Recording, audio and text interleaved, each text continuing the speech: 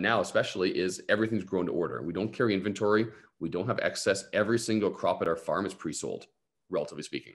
So we have very little excess, but that starts with grow one tray of each, know your volume, know your yield off it, know how many, let's say you can get 5 units of peas off of that.